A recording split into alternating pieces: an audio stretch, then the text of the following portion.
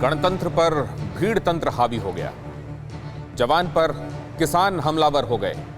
देश की राजधानी दिल्ली को उपद्रवियों ने हाईजैक कर लिया। आज जो दिल्ली में हुआ वो पहले कभी नहीं हुआ।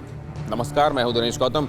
हमारे बेहद खास शो अड़ी में आप सबका स्वागत है। आज किसानों की लड़ाई लाल किले तक पहुंच गई। देश का अन्नदाता अराजक दिखाई दिया और असल में कहा यह जाना चाहिए कि वो अन्नदाता नहीं, अराजक ही थे कि भीड़ तंत्र के तौर पर गणतंत्र को शर्मसार किया।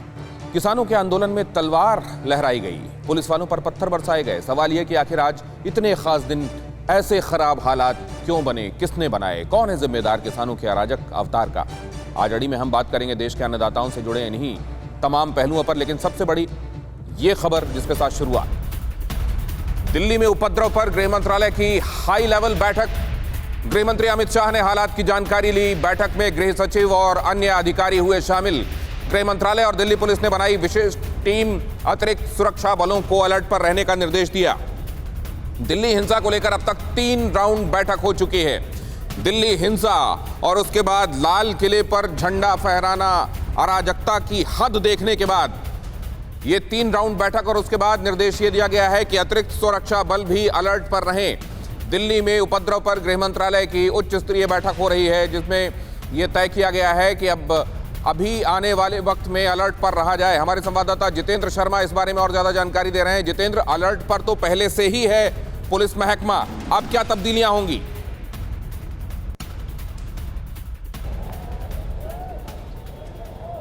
जी बिल्कुल, देखिए, पुलिस कमिश्नर ने साफ तौर पर कहा है कि उपद्रवियों के साथ सख्ती से निपटा जाए, ऐसा आदेश अपने जवानों को दिया है। इसके अलावा उन्होंने जो तमाम किसान इस वक्त लाल किले पर मौजूद है, आईटीओ पर मौजूद है और तमाम जो बॉर्डर के इलाके हैं वहां से आगे बढ़ चुके हैं, उन सभी को वापस उनके एग्जिट पॉइंट पर पहुंचने के लिए बोला गया है कि जहां से वो आए थे वापस दिल्ली से वहीं पर पहुंचे। ऐसा आग्रह दिल्ली पुलिस कमिश्नर ने किया और वहीं सख्ती से भी निपटने की बात कही है। लेकिन अगर बात करें इस वक्त हम दिल्ली पुलिस का जो आज पूरी कार्रवाई रही, वो कहीं ना कहीं बेहद हैरान कर देने वाली थी। दिनेश, साफ तौर पर देखा गया कि दिल्ली पुलिस बैक फुट पर थी। पूरे तरीके से सरेंडर दिल्ली पुलिस ने कर दिया था और इसकी तस्दीक अभी भी, ये देखिए, शाम का वक्त है और अभी भी ये तस्वीरें साफ तौर पर कर रही हैं। देखिए सामने, ठीक सामने लाल किला आपको नजर आ रहा होगा और लाल किले परिसर के अंदर देखिए अभी भी बड़ी संख्या में जो किसान हैं वो वहां पर डटे हुए हैं। लगातार किसानों के ट्रैक्टर जो है वो लाल किले परिसर के अंदर जा रहे हैं और उसके बाद ये देखिए बड़ी संख्या में जो किसान हैं वो अभी भी लाल किले परिसर के अंदर मौजूद है। और लाल किला परिसर का जो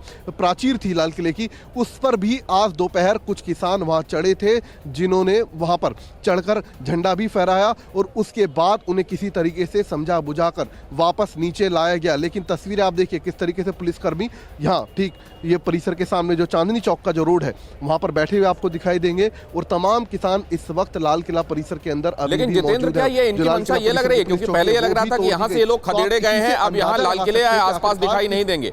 बाद में ये पता चला था कि आईटीओ में आप डेरा जमाने की कोशिश में है। क्या लाल किले को ये ठिया बना लेना चाहते हैं आने वाले दिनों में? कुमार कुंदन हमारे साथ जुड़ रहे हैं, हमारे सहयोगी। कुमार, क्या नजर आ रहा है आपको? क्या इनकी मंशा अब यहां पर जमने की है?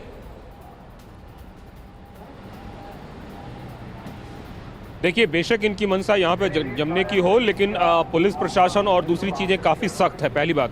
दूसरी बात कि इनमें से अधिकतर किसान ऐसे हैं जो लाल किले पे आ तो गए हैं लेकिन अब यहाँ से वापस जा रहे हैं, क्योंकि लाल किले के अंदर पुलिस और इनके बीच काफ़ी झड़पें भी हुई है।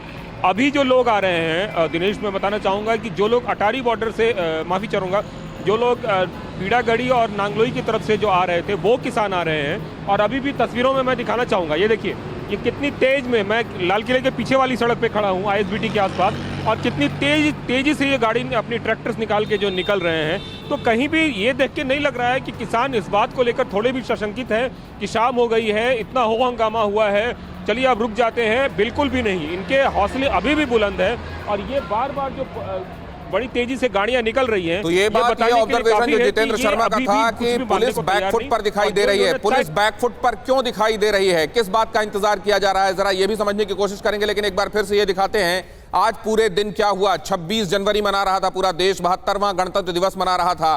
परेड हो गई थी राजपथ पर। पूरी परेड देखने के बाद गौरवान्वित लोगों ने अचानक वो देखना शुरू किया जिसकी उन्होंने कल्पना भी नहीं की होगी। अचानक वो रूट जो निर्धारित किया गया था उससे डाइवर्ट होकर किसान उन जगहों की तरफ बढ़ चले जिधर जाने के लिए मनाही थी। बैरिकेडिंग तोड़ने लगे, बैरिकेडिंग पर ट्रैक्टर चढ़ा दिए गए, पुलिस के ऊपर पथराव किया गया, पुलिस के ऊपर तलवार पुलिस को दिखाकर भांजी गई और इस तरीके से ट्रैक्टर दौड़ाकर, पुलिस को भगाकर, बैरिकेडिंग तोड़कर, गाड़ियां फोड़कर, पत्थर मारकर, लाठियां चलाकर, तलवार भांजकर उत्पात मचाया गया। और उत्पात का कल्मिनेशन हुआ लाल किले में, जहां पहुंचकर जिस जगह पर तिरंगा फहराते हैं 15 अगस्त को प्रधानमंत्री लाल किले की प्राचीर में, उसी जगह पहुंचकर दूसरा दलीय झंडा लहराने की कोशिश की गई, फहराने की कोशिश की गई। और उसकी तस्वीरें, पूरे दिन क्या हुआ उसको अगर नटशेल में आप समझना चाहते हैं तो ये तस्वीरें आप देख लीजिए, आपको समझ में आ जाएगा पूरे दिन किस तरीके से दिल्ली की सड़कों पर आंदोलन के नाम पर उपद्रवियों ने ये हुड़दंग मचाया है।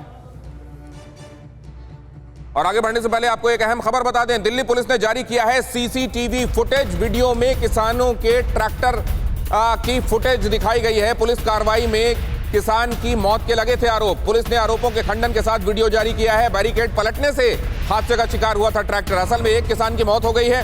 उपद्रवियों की तरफ से यह कहा जा रहा था कि पुलिस की कार्रवाई में ऐसा हुआ है, जबकि असल में क्या हुआ था देखिए आप। बैरिकेडिंग लगी हुई थी, ट्रैक्टर से उसको तोड़कर ध्वस्त करके आगे निकलने की कोशिश में यह ट्रैक्टर यहां पहुंचा।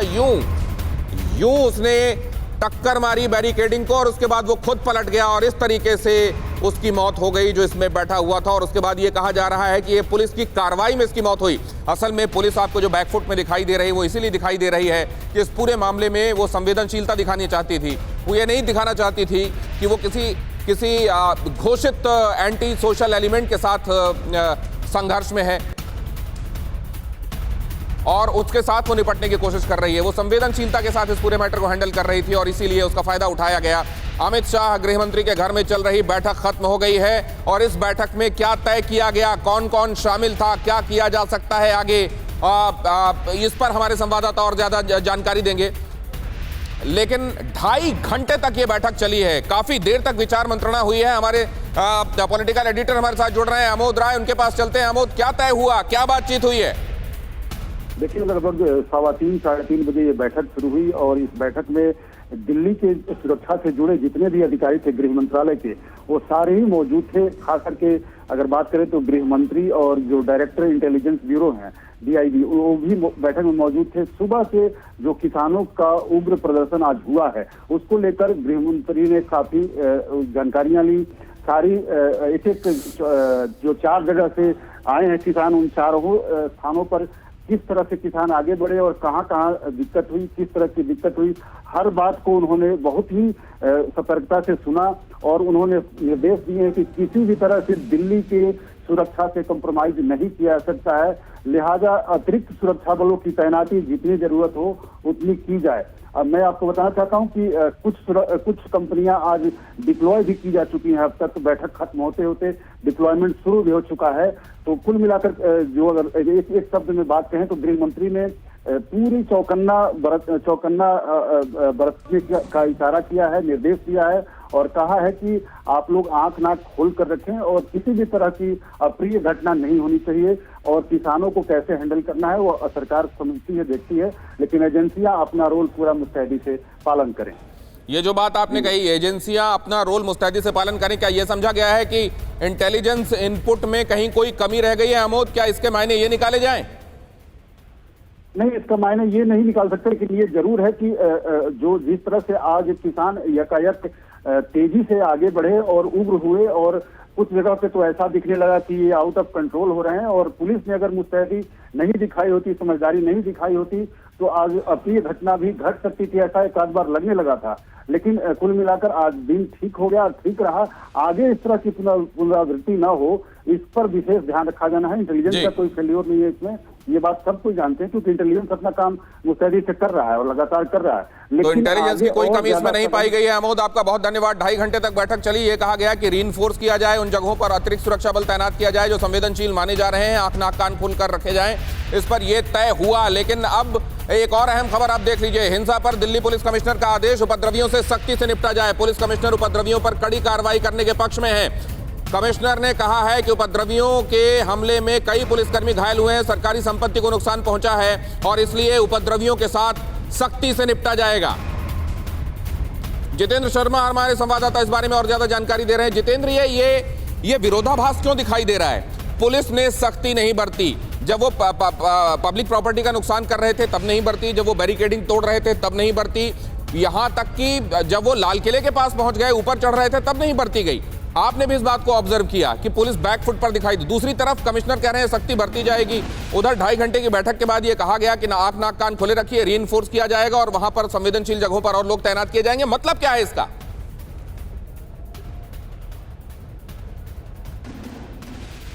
जी देखिए, कुछ अधिकारियों से हमारी बात हुई और पूरा जो लब्बो-लुआब वो ये निकला दिनेश के अधिकारी ये नहीं समझ पा रहे थे कि आखिरकार करें क्या। जिस वक्त सुबह पहले तय हुआ था कि 12 बजे के बाद ट्रैक्टर मार्च निकालेंगे और अचानक से 8 बजे के करीब सिंगू बॉर्डर से कुछ किसान ट्रैक्टर लेकर चल पड़ते हैं और उसके बाद देखा जाता है कि हजारों की संख्या में किसान वहां पर बढ़ चलते हैं आगे की तरफ। पुलिस मुस्तैद थी, लेकिन पुलिस का कहना है कि उन्हें अचानक से समझ नहीं आया, जैसे ही किसानों ने पूरा जो बैरिकेड थे वो तोड़ते हुए आगे बढ़े कि आखिरकार करें तो करें क्या। तो कहीं ना कहीं डायलामा में पुलिस दिखाई दी और इसके बाद कहीं ना कहीं एक कंफ्यूजन पुलिस के मन में साफ तौर पर दिखाई दे रहा था कि आखिरकार क्या करें।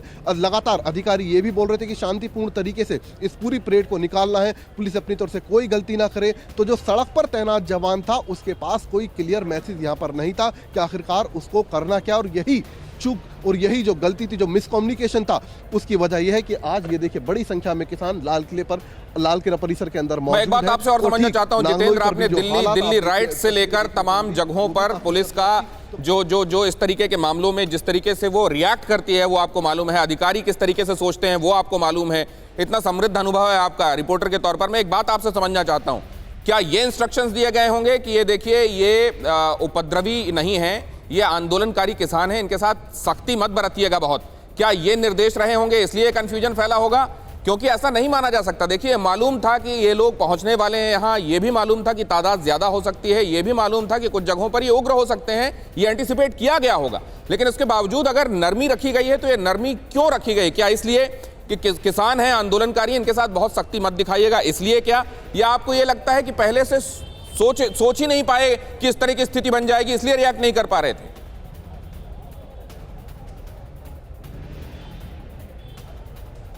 दिनेश, सीधी एक लाइन बोलना चाहूंगा इसमें कि कहीं ना कहीं इंटेलिजेंस फेलियर इसमें साफ तौर पर रहा है। हालांकि दिल्ली पुलिस के तमाम आला अधिकारियों का कहना है कि 4 से 5 राउंड हमारी बातचीत हुई, बातचीत के बाद पूरा ट्रैक्टर परेड का मसौदा तैयार हुआ, वक्त तय हुआ, कितनी संख्या रहेगी ट्रैक्टरों की ये तय हुआ, लाठी डंडे साथ में नहीं लाएंगे ये भी तय हुआ, और ये जो रूट था वो तमाम रूट तय हुए जिस पर खुद किसान नेता जिन्होंने पुलिस के साथ ये मसौदा तैयार किया था, जिन्होंने पुलिस को लिखित में दिया था अपनी तरफ से कि अगर कुछ भी अराजकता होती है तो उसके जिम्मेदार हम होंगे। तो कहीं ना कहीं ये जो तमाम बातें थी उसके बाद मुझे जो लगता है कि पुलिस इस फेर में थी कि होश अब कुछ नहीं होने वाला है, जो किसान हैं वो शांति से अपना आंदोलन करेंगे, अपना ट्रैक्टर परेड निकालेंगे। लेकिन हुआ उसके उलट। जो शर्त लगाई गई थी कि 12 बजे के बाद आप अपना जो समय निर्धारित किया गया था कि ट्रैक्टर परेड निकालेंगे, अचानक से 8 बजे हो जाती है। पुलिस को कुछ समझ नहीं आया, तमाम जितने भी बॉर्डर थे वहां से किसान अचानक निकल पड़ते हैं। तो जो ग्राउंड पर तैनात था पुलिसकर्मी, जिसके कंधे पर पूरा जिम्मा था इसको संभालने का, वो कहीं ना कहीं कंफ्यूज था कि आखिरकार उसको करना क्या है। असमंजस की वजह से ऐसा हुआ। बहुत शुक्रिया जितेंद्र आपका, कुमार कुंदन आपका, आपके पास मैं आगे भी लौटूंगा, लेकिन फिलहाल अपने मेहमानों से, आज के मेहमानों से आपका परिचय कराता हूं। हरपाल सिंह डागर किसान नेता हमारे साथ आज की चर्चा में जुड़ रहे हैं। आरपी सिंह भारतीय जनता पार्टी की तरफ से इस चर्चा में शामिल हो रहे हैं। आलोक शर्मा कांग्रेस के प्रवक्ता हमारे साथ इस चर्चा में हैं। अरविंद कुमार जैन पूर्व डीजीपी उत्तर प्रदेश के हमारे साथ इस चर्चा में शामिल हो रहे हैं। सबसे पहले तो मैं आरपी सिंह साहब के पास जाऊंगा। कुलवंत सिंह संधू भी हमारे साथ जुड़ रहे हैं, किसान नेता। आप सभी का बहुत स्वागत करता हूं। लेकिन सरदार आरपी साहब, आपसे मैं शुरुआत करना चाहता हूं, ये क्या हो गया, क्यों हो गया, कौन जिम्मेदार है? नहीं, जिम्मेवारी तो उन लोगों को लेनी पड़ेगी जो किसानों को उकसा रहे थे और यहाँ पे कह रहे थे बड़े चलो, और उसके बाद फिर मिलान भाग गए थे, फिर आके फिर किसानों को उकसा रहे। जिम्मेवारी उनको लेनी पड़ेगी जो वहां पर जाकर आंदोलनकारियों को नेता होने के बावजूद, पॉलिटिकल पार्टी के नेता होने के बावजूद किसानों के मुखौटा बने हुए थे और किसानों को रोज बरगला रहे थे, रोज किसानों को झूठ बोल रहे थे कि आपकी जमीन खोस दी जाएगी, जबकि 1 इंच जमीन का कहीं कोई मामला नहीं, पर लोगों को उकसाया जा रहा था। और जिम्मेवारी उनको लेनी पड़ेगी जिन्होंने ये आश्वासन दिया था लिखित रूप में कि हाँ, हमारा आंदोलन शांति प्रिय रहेगा और हम शांति प्रिय ढंग से जो हमारा तय हो गया है उसी के अंतर्गत हम चलेंगे। हम सरदार उससे आरपी बाहर सिंह, हम लेकिन वो चलेंगे। ये कह रहे हैं कि हमने तो शांति बरती, ये तो कुछ उपद्रवी थे जो हमारे आंदोलन को बदनाम करना चाहते हैं, वो आकर घुस गए और उन्होंने ये किया। इस पर आपका रिएक्शन लूंगा, लेकिन उससे पहले कुलवंत सिंह संधू किसान नेता हमारे साथ जुड़ रहे हैं। कुलवंत सिंह संधू, कौन लेगा इसकी जिम्मेदारी?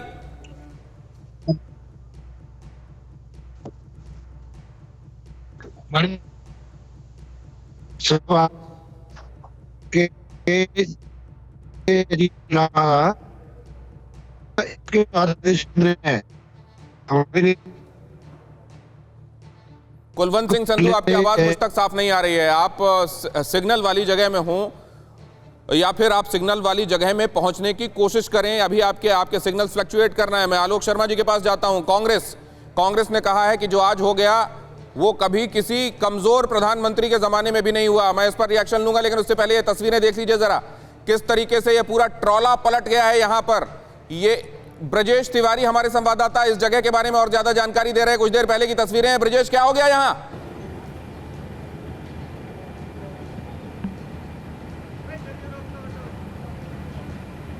ब्रजेश, क्या हो गया यहां? आवाज आ रही है आपको? जी बिल्कुल, देखिए दिनेश, कई तरह की इस तरह की तस्वीरें आज दिन भर हम लोगों ने देखी। इसके पहले भी सबसे पहले जो शुरुआत हुई थी वो गाजीपुर बॉर्डर के पास से हुई थी और वहाँ से जैसे ही किसान आगे बढ़ना शुरू हुए इस तरह की तस्वीरें लगातार आनी शुरू हुई थी। लेकिन इस बीच जो अपडेट मैं आपको बता दूं कि जो ITO के पास मेरे ठीक पीछे जो ये बैरियर लगा हुआ है, इस बैरियर के ठीक दूसरी तरफ किसान अभी भी बैठे हुए हैं। इनकी यही मांग है कि सरकार इनसे आके बातचीत करे, लेकिन दूसरी तरफ पुलिस लगातार इनको समझाने की कोशिश कर रही है। Law and order situation Delhi की आज पूरी तरीके से खराब होती हम लोगों ने देखी। सुबह से ही लगातार जो किसान थे लाठी डंडों के साथ थे, उनके पास तलवारें भी थी। पुलिस पर हमला किया गया तलवारों से। जो गाड़ियां थी उनको तोड़फोड़ की गई, उन गाड़ियों में पुलिस वाले जख्मी हुए, हालांकि कुछ किसान भी जख्मी हुए। लेकिन इन सब के बीच सबसे बड़ी बात यही है कि तस्वीर को लेकर जो दिल्ली पुलिस का एक बड़ा फेल्यूर है वो आज देखने को मिला। हालांकि शाम तक कवर अप भी इसको करने की कोशिश की गई। ब्रजेश ये बता रहे हैं कि ITO में जहां वो खड़े हुए हैं वो बैरिकेडिंग के उस तरफ किसान अब भी जमा है। दो जगह अब भी किसान, अगर इनको किसान कहा जाए या उपद्रवी कहा जाए, आप तय कीजिएगा। और अगर किसान इस शब्द की मान मर्यादा होती है तो जाहिर है इनको किसान नहीं कहा जा सकता। लेकिन लाल किले के पास वहां पर मौजूद हैं लोग और ITO के पास मौजूद हैं लोग। आपके पास मैं लौटूंगा ब्रजेश। सबसे कुछ देर पहले हमने एक तस्वीर दिखाई, वहां कोई एक एक्सीडेंट हो गया है, बड़ा ट्रॉला पलटा हुआ दिखाई दे रहा था। वो क्या है पूरी खबर हम आपको दिखाएंगे, वो तस्वीरें भी दिखाएंगे। लेकिन फिलहाल मैं आलोक शर्मा के पास चलना चाहता हूं। आलोक शर्मा, आपका नजरिया जो कुछ हुआ है उस पर।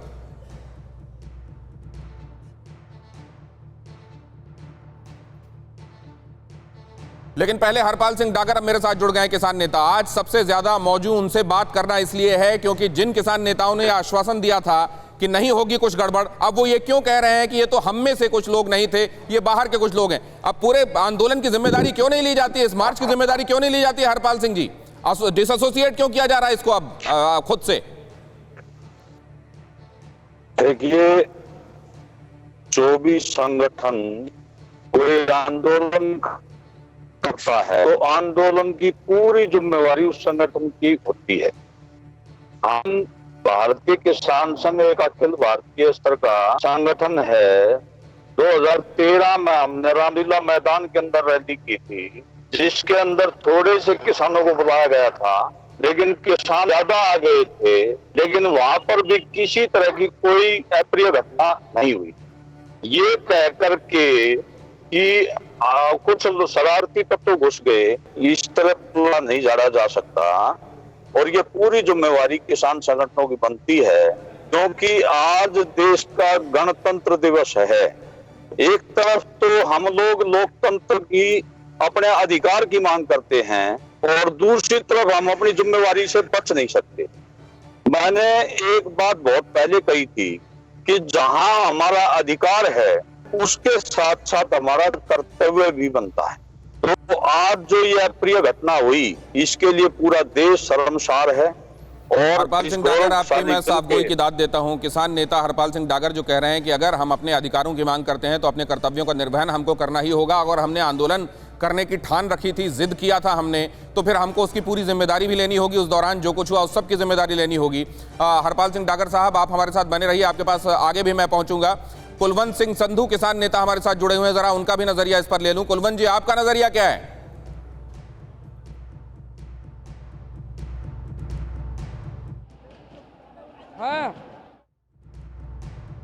और मैं अपनी टेक्निकल टीम से अनुरोध करूंगा कि अगर कहीं पर बार बार सिग्नल्स की प्रॉब्लम आ रही है तो कृपया उसे फिर रहने ही दें, क्योंकि बात में बीच में मैं ये व्यवधान नहीं चाहता। और अब मैं उस तरफ ले चलता हूं आपको, जहां हम जानकारी के जरिए ये समझना चाहेंगे कि आज किस तरीके से ये सब कुछ हुआ, क्या तय किया गया था और फिर क्या हो गया, कहां कब क्या तय था, कितने बजे क्या हुआ। तय ये था, असल में ये पहले से ही चल रहा था। ये राकेश टिकैत ने भी कहा था कि हम देखिए इस बार जवानों और किसानों का एक मिलन कराएंगे, और 26 जनवरी के दिन जब उधर राजपथ से लाल किले की तरफ परेड आ रही होगी तो हम लाल किले से किसानों को परेड कराएंगे राष्ट्रपति भवन की तरफ। इसके पीछे मकसद यही था कि अपना शक्ति प्रदर्शन करना था। बाद में जाहिर है ये मामला कई मोड़ों से होता हुआ गुजरा, जब ये तय हुआ आखिरकार कि जो निर्धारित रूट जो पुलिस बता रही है उसमें से होकर ही किसान अपनी ये ट्रैक्टर रैली निकालेंगे।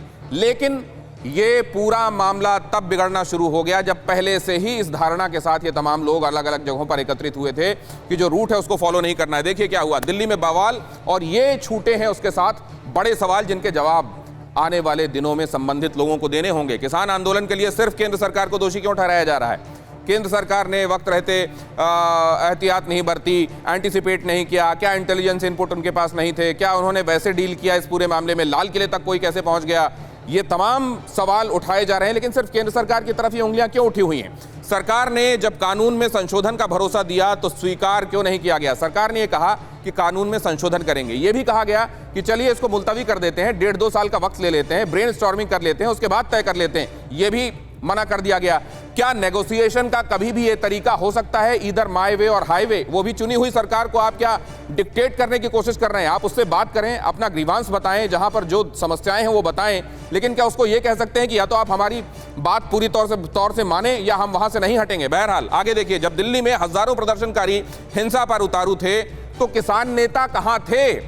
मसलन आप अगर राजेंद्र यादव से बात करें तो वो कह रहे हैं मैं शाहजहांपुर में हूं, यहां से लोगों को रवाना कर रहा हूं, अभी मुझे पता चला है, ज्यादा मुझे पता नहीं चला है, लेकिन ये जो कुछ भी हुआ वो शर्मसार करने वाला है, निंदा करता हूं। क्या इससे पल्ला झाड़ा जा सकता है?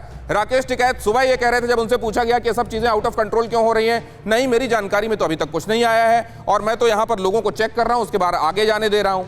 ये वही टिकैत हैं जिन्होंने अब से कुछ दिनों पहले ये कहा था कैसे नहीं जाने दिया जाएगा ट्रैक्टर दिल्ली में, ट्रैक्टर अगर दिल्ली में नहीं जाने दिया जाएगा तो बक्कल उखाड़ दिया जाएगा। इस तरह की भाषा का इस्तेमाल करके आपने लोगों को किस तरह के माइंडसेट के साथ छोड़ा था? क्या आज उनकी अगुवाई आपको नहीं करनी चाहिए थी? अगर आपने जिम्मेदारी ली थी इस आंदोलन की तो आप उनके साथ आगे रास्ते में आगे चलकर उनको क्यों गाइड नहीं कर रहे थे कि ये रास्ता, ये रूट तय किया गया है, इससे भटकना नहीं है? क्या किसानों के इस उपद्रव और प्रदर्शन से आंदोलन पर बुरा असर नहीं पड़ेगा?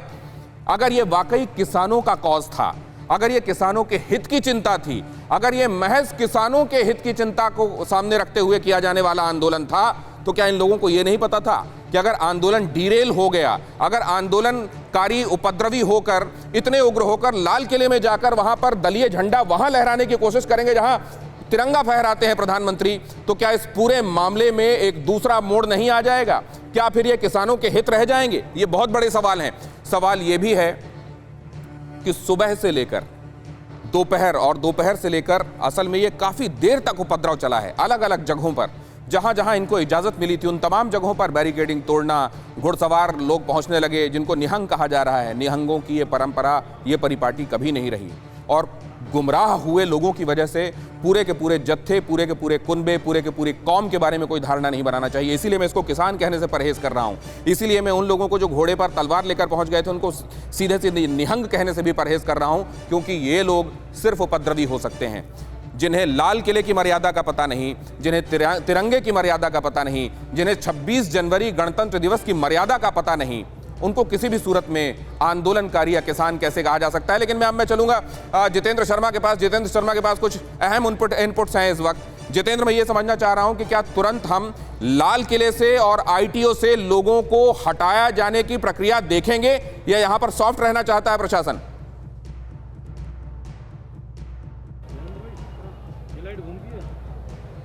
जी देखिए, प्रशासन अभी कहे तो एकदम साइलेंट मोड में आ चुका है। हालांकि कमिश्नर कह तो रहे हैं कि सख्ती के साथ निपटे, और यहाँ सबसे बड़ी बात ये समझनी होगी कि आखिरकार जो पुलिस कमिश्नर एसएन श्रीवास्तव कल तमाम दिल्ली के बॉर्डर पर पहुंचे, तमाम पुलिसकर्मियों से मुलाकात की, उनका मनोबल बढ़ाया, तमाम जायजा लिया हर बॉर्डर का, सबको कहीं ना कहीं एक सुबुगाहट थी कि कहीं ना कहीं जो मसौदा तैयार हुआ है, जो एक निर्धारित रूट तैयार हुआ है, उसको किसान तोड़ने की कोशिश करेंगे। तो इंटेलिजेंस को क्यों नहीं पता चला? तो कहीं ना कहीं सीधे तौर पर इंटेलिजेंस फेलियर है।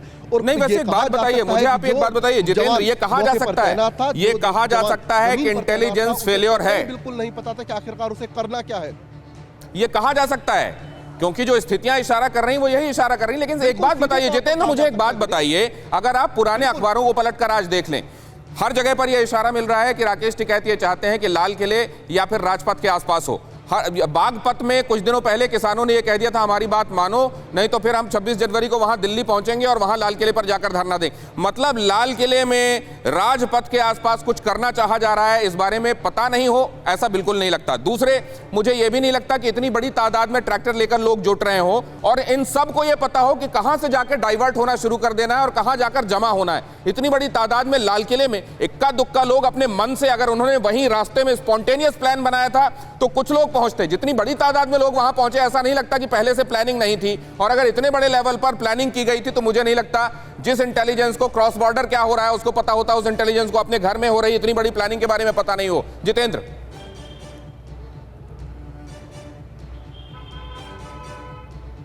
बिल्कुल दिनेश, देखिए, एक या दो लोग या 5 लोग या 10 लोग नहीं पहुंचे, हजारों की संख्या में किसान लाल किले पर पहुंचे। और देखिए, जो दोपहर का सिलसिला था वो अभी भी यहाँ बदस्तूर जारी है। देखिए, सामने ट्रैक्टर आपको दिखाई देंगे। तो ये कतई नहीं कह सकते कि दिल्ली पुलिस को इस बारे में कोई भनक नहीं थी। दो चीजें हो सकती हैं, या तो भनक थी, अगर भनक थी तो इंटेलिजेंस फेलियर है। अगर भनक नहीं थी आपको तो कहीं ना कहीं सीधे तौर पर अगर भनक थी, उसके बाद जो आपने इंतजाम किए वो इंतजाम ये कबूल करना चाहिए दिल्ली पुलिस को, तमाम आला अधिकारियों को, कि पूरे तरीके से अगर भनक थी कुछ नहीं तो पता था, प्रिपरेशन का फेलियर है। सीधे तौर पर अगर भनक नहीं थी तो इंटेलिजेंस फेलियर है।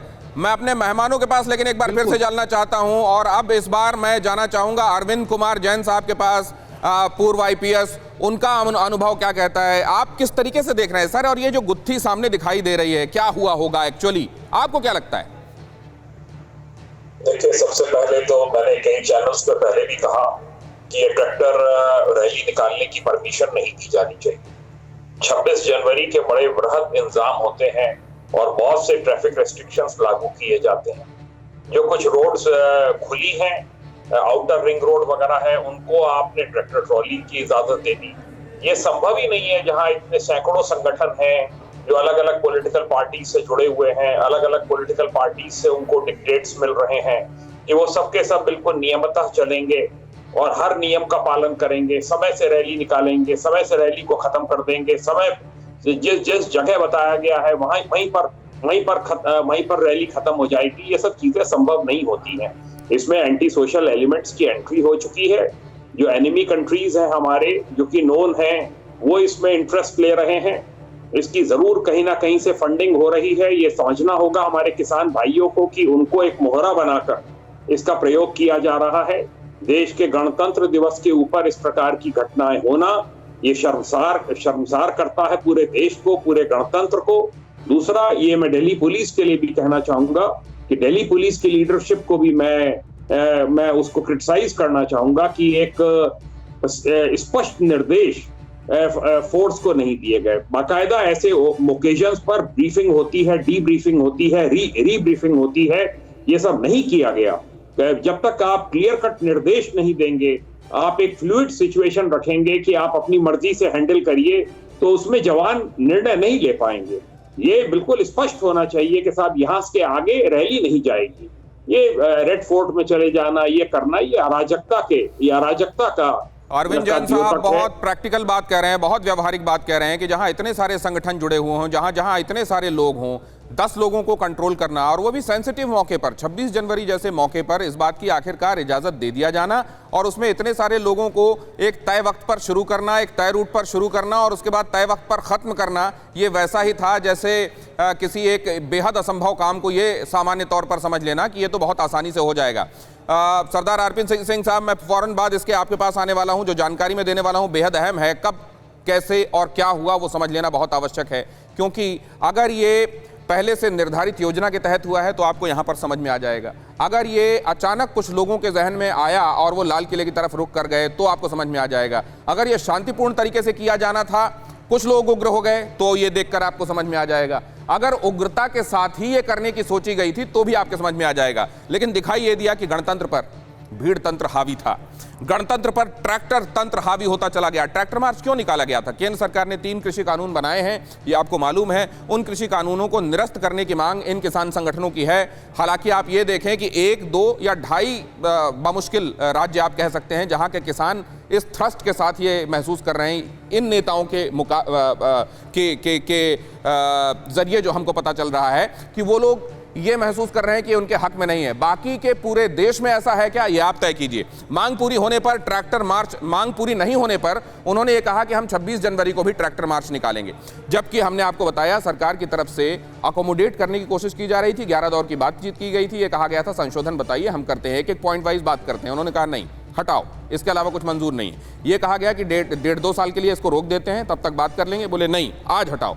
ये क्यों किया गया? गणतंत्र दिवस समारोह खत्म होने के बाद होना था शुरू उधर से होने वाली इस ट्रैक्टर रैली को, लेकिन ये गणतंत्र दिवस समारोह खत्म होने के पहले शुरू कर दिया गया। दिल्ली के आउटर रिंग रोड पर 100 किलोमीटर तक टिकरी, सिंधु, गाजीपुर बॉर्डर पर इजाजत थी। जो रूट फाइनलाइज किया गया था, किसान संगठनों के बीच में और पुलिस के बीच में एक समझ बनी थी कि इस रूट पर आप निकालेंगे। उस रूट से अलग जाने के लिए, हालांकि किसान संगठनों के वो लोग जो इस उपद्रव में शामिल थे, उनका कहना यह था कि स्वीकृत रूट पर भी हमको रोकने की कोशिश की जा रही थी, बैरिकेटिंग लगा दी गई थी और हमको आगे नहीं बढ़ने दिया जा रहा था। एक ट्रैक्टर पर 5 लोगों से ज्यादा नहीं होंगे, ये कहा गया था। बोनट बम्पर छत पर कोई नहीं बैठेगा, यह भी कहा गया था। ट्रैक्टर मार्च में शामिल लोग शांति बरतेंगे, यह भी कहा गया था। किसी के पास हथियार या शराब नहीं होगा, यह भी कहा गया था। भड़काऊ संदेश वाले बैनर नहीं ले जाए जाएंगे, राजनीतिक दल के नेता इसमें शामिल नहीं होंगे। ये तमाम उन 37 अहम शर्तों में से था जिसके लिए दोनों तरफ से एग्री किया गया था। पुलिस ने कहा था कि आपको ये बातें माननी पड़ेंगी और 26 जनवरी को रैली निकालने के लिए किसान संगठनों ने कहा था कि ये 37 की 37 बातें हम मानेंगे। इनमें से जो अहम बातें हैं वो हम आपको दिखा रहे हैं। अब सवाल ये है कि तय समय से पहले दिल्ली में कैसे घुस गए किसान, जिस रूट, और इस समय एक अहम खबर आ रही है, जरा उसकी तरफ मैं आपको ले चलूं। उसने पहले बैरिकेड ब्रीच करने की कोशिश की तो गाजीपुर बॉर्डर के पास ही पुलिस से पहली झड़प किसानों की हुई वहाँ पर, और उसके बाद बहुत सारे किसान जब आगे बढ़े, उन्होंने रूट फॉलो नहीं किया, तय रूट फॉलो नहीं किया। तो अक्षरधाम से 1 किलोमीटर पहले जहाँ पे हमने अपने अरेंजमेंट्स रखे हुए थे, वहाँ पे करीब 2 घंटे तक किसानों को समझाया गया और इवन हमने वहाँ पे टीयर गैसिंग भी की, बेटन चार्ज भी किया और इनको रोकने की कोशिश की। लेकिन जो उग्र किसान थे, उन्होंने क्या किया, उन्होंने ट्रैक्टर से लोगों को, पुलिस वालों को, सुरक्षा बलों को कुचलने की कई जगह कोशिश की गई। बैरिकेड्स तोड़ दिए गए, जो हमारे बसेज थी, पुलिस की बसेज थी, उनको तोड़ दिया गया और इस तरीके से व्यापक पैमाने पे तोड़फोड़ की और नुकसान किया। और उसके बाद इसमें से कई लोग इस बैरिकेड को तोड़ करके आगे निकल गए और जो पीछे लगातार उनके साथ पुलिस की जो है मुठभेड़ और मुकाबला चलता रहा। सर, कितने पुलिस वालों को चोटें आई? क्योंकि जैसे आपने बताया कि कुचलने की कोशिश की गई थी, तो क्या हुआ था कि जो सीनियर अधिकारी, इसमें मैं ये बताना चाहूँगा कि जो एडिशनल डीसीपी ईस्ट है मंजीत, उनके ऊपर भी ट्रैक्टर चढ़ाने की कोशिश की गई और अगर ऐन वक्त पे उन सुरक्षा कर्मियों ने उनको हटाया नहीं होता तो बहुत बड़ा हादसा हो सकता था। हमारे यहाँ एक प्रोबेशनल एसीपी हैं, उनके भी चोट आई है। इसके अलावा बहुत तेरे पुलिस वाले हैं जिनकी एमएलसी वगैरह अभी हो रही है, उनके बहुत लोगों के चोट यहाँ पे आई है इस पूरे प्रदर्शन के दरमियान। तो ये काफ़ी उग्र तरीके से ये डेमोन्स्ट्रेशन किया गया, रैली। पुलिस प्रेस कॉन्फ्रेंस में ये जानकारी दे रही है कि किस तरीके से पूरा घटनाक्रम हुआ है। इसमें से कुछ भी ऐसा नहीं है जो हमने तस्वीरों में नहीं देखा है। तस्वीरों के अलावा जो बातें हैं उनको हम समझने की कोशिश कर रहे हैं। सरदार आरपी सिंह साहब के पास एक बार फिर से चलेंगे। सरदार आरपी सिंह साहब, क्या केंद्र सरकार ने एंटीसिपेट करने में, स्ट्रैटेजाइज करने में और एग्जीक्यूट करने में कहीं कोई चूक की है? देखिए दिनेश जी, अगर हम सख्ती करते और हम मना कर रहे थे तो सबके सब ये सब चैनल्स और सबके सब जो लोग किसानों के हमदर्द हैं, इंक्लूडिंग कांग्रेस, कि वो सब ट्रैक्टर रैली तो निकाल रहे हैं, उनको हक क्यों नहीं है निकालने का? किसान नेता भी लिखित रूप में कह रहे थे कि हम लिखित रूप में, हमारा संगठन दे रहा है कि हम कहीं को छोड़ने नहीं देंगे। अब ये जवाब तो उनको देना है जो समर्थन कर रहे थे या जो कर रहे थे।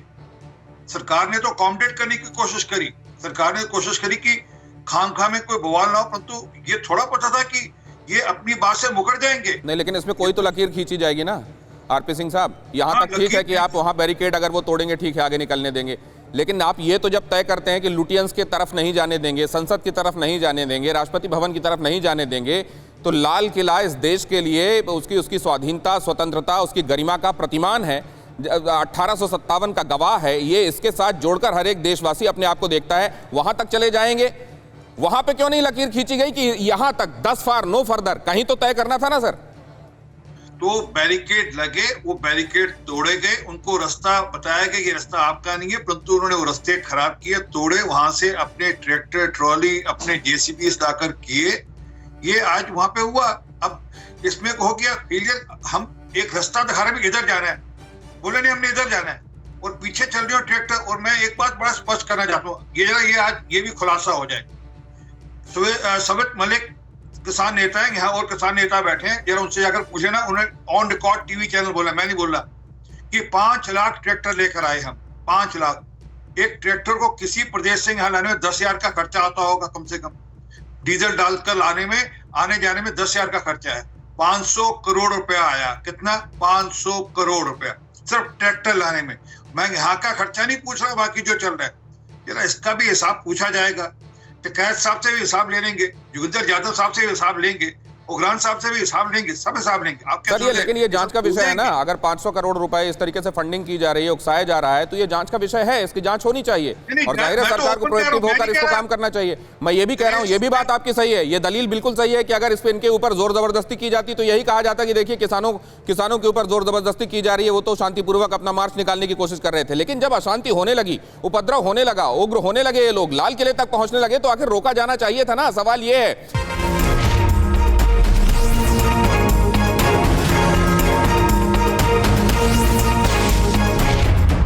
फिक्र आपकी, सोमवार से शुक्रवार रात 9 बजे सिर्फ TV9 भारतवर्ष पर।